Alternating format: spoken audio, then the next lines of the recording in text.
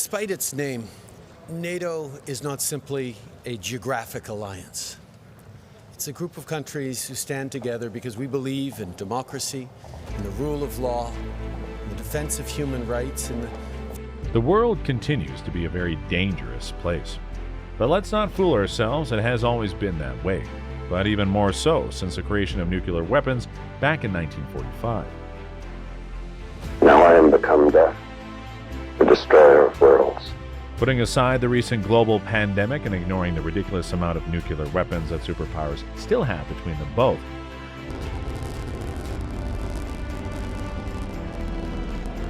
these days we have to contend with a seemingly endless list of international challenges and crises.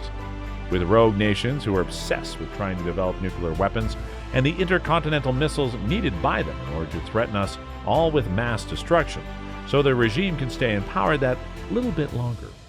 ပါတီစုံဒီမိုကရေစီအထူးထူးရွေးကောက်ပွဲကိုမဖြစ်မနေလုပ်မယ်ဆိုတာဂရုပြုပါတယ်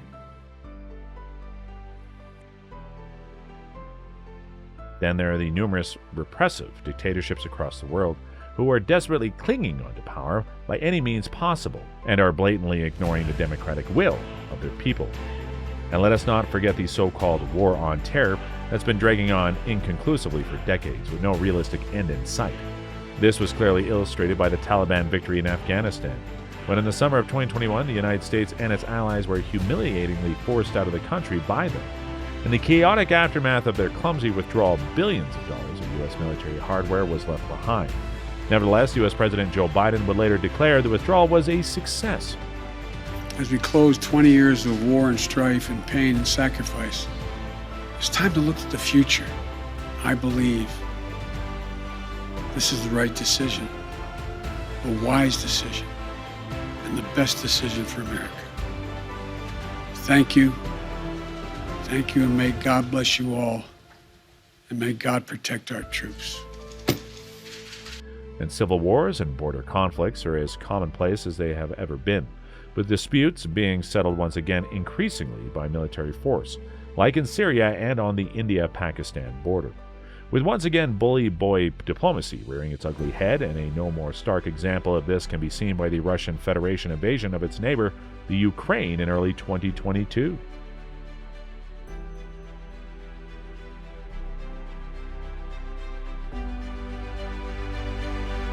Some fear this is forcing us on the path towards yet again to another Cold War. And depressingly, bear in mind that the United Nations peacekeeping operations are no longer able to police these kinds of situations, as their 193 members constantly squabble among themselves, therefore totally lacking the political will to do anything meaningful or to pick a side in a dispute. It's also not helped that between them they owe in excess of $2 billion in arrears to the UN, resulting in their peacekeeping operations being grossly underfunded and under-resourced, with now just ridiculously small forces spread hopelessly thin across the world. Cross all of this bush and reach the town and start killing people just there at the town. So is there a way a group of free and like-minded countries that can rally together and meet these ongoing global challenges of the 21st century? Some suggest a refocused and invigorated NATO might well be the answer, while some argue that it's an outdated organization and therefore totally obsolete, pointing out that it was set up in 1949 to counter the Soviet Union, an organization which collapsed and ceased to exist way back in 1991. Maybe we should take a step back for a moment and look at exactly who and what NATO is. NATO is the North Atlantic Treaty Organization. It was founded on the 4th of April 1949, as there was back then a real fear of an attack or invasion by the Russian-led Soviet Union. The organization follows a set of principles known as Articles, and by far the most important one is Article 5. This is where an attack on any member of the alliance is automatically considered an attack against all the other alliance members.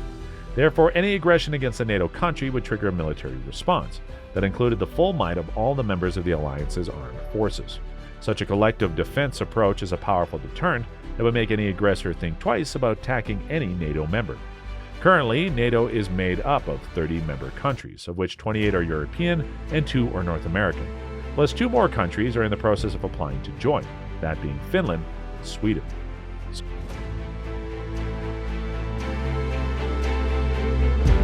So is NATO obsolete?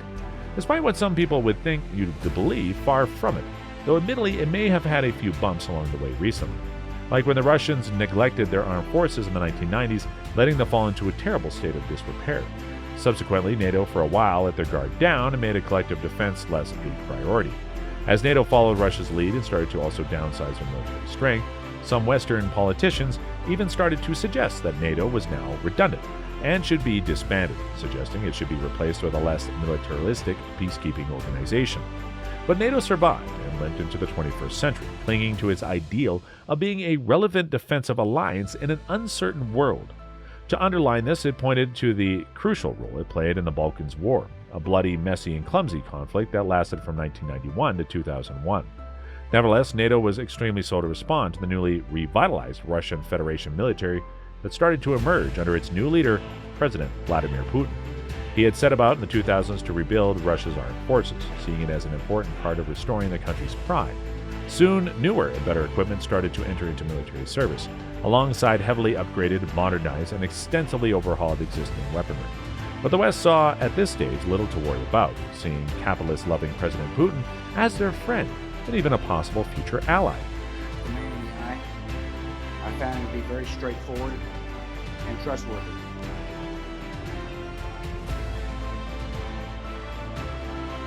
So the political leaders of NATO forced its military to continue to rely heavily on equipment left over from the Cold War era, most of which were designed in the 1970s, like the widely used US F-16 Falcon, multi-role combat aircraft, and the German Leopard 2 main battle tank.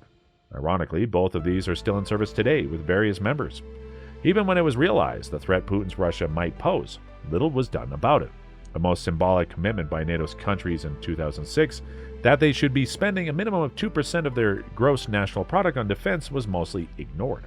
The United States was starting to become increasingly frustrated at the situation, especially as they've been spending way above 2% of their GDP on defense for years. This caused the United States to politically look more inwards and prioritize domestic issues over foreign ones. This approach increased with the election of a new U.S. President, Joe Biden, at the very beginning of 2021.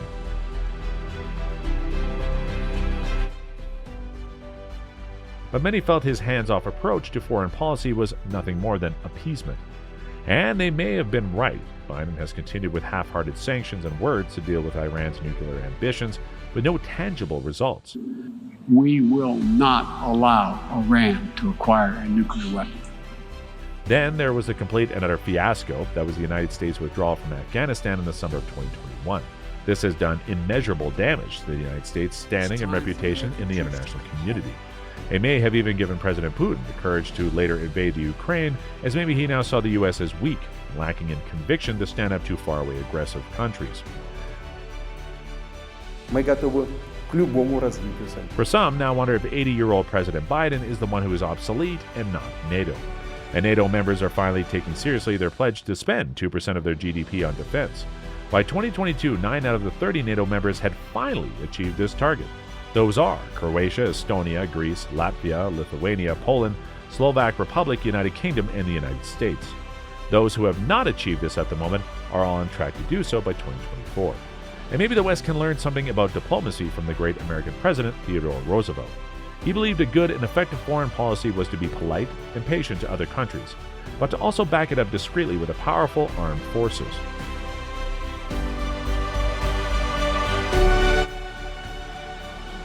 Maybe NATO is the free world's big stick, and has helped keep the peace for the past 75 years.